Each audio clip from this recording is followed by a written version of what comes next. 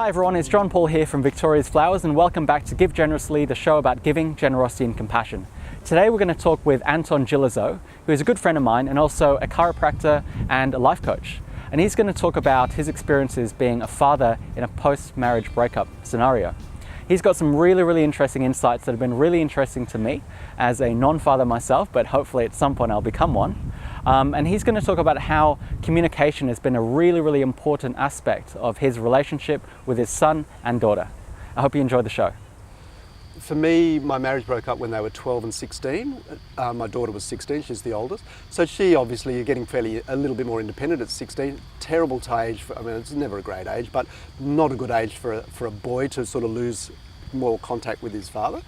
And it was a fairly, it was not, I'll use the word amicable breakup. I mean, it certainly wasn't there was nothing nasty about it. There wasn't, and it wasn't drug, alcohol, affair related. There was none of that, or violence, or any of the sort of some of the big nasty stuff that goes on out in the world, but common.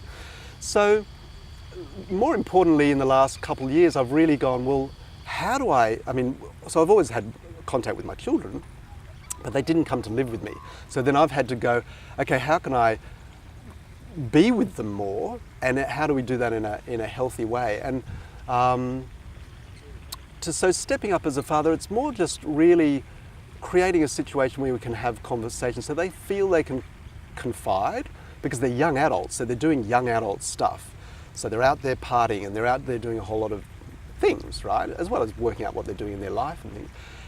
One of the keys, really, I think, with children and with anybody, really, but with your kids, if you want that communication, non-judgmental.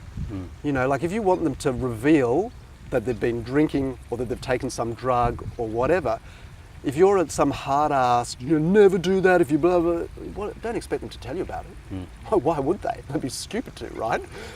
Whereas if you're like, I've got my opinion about that, this is maybe what I think, or maybe what you want to think about it, but you tell me what your experience was when you drank too much. You tell me what it was like to take that drug. Oh, well, yeah. And, as a result of those conversations, for example, more significantly with my son, he's come round to, he'll tell me anything.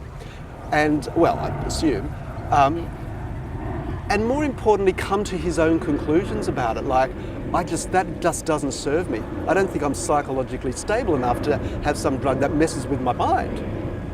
Good conclusion to come to. So rather than me like beating him up about it, or, they don't need someone else blahing at them. And it really just shows as human beings, if someone holds the space for us, there's a lot, the wisdom's all within us. Like ultimately, how can we bring that out so that there's the strength in the decision coming from within rather than being told what to do. And with my daughter, the way we connect, it's kind of almost a boys' thing. She just wants to go surfing. So that's when she'll create that time for us to get together. We go for a surf, and then the conversations we have in the car there and back are deep. And then it's like, great, thanks for the surf, see you later, Dad. Boom, she's a busy woman. Away you go, right? So you've got to find ways to connect that they relate to, yeah. Yeah, lovely. So I hope you found this episode helpful. Stay tuned for more by liking this video or podcast and subscribing to our channel. If you live in Sydney and are looking for fresh flowers, be sure to visit our online store, victoriasflowers.com.au. A big shout out to the crew, Alfred, Reese and Ethan. This is John Paul from Victoria's Flowers, helping you get ready and give generously. Bye for now.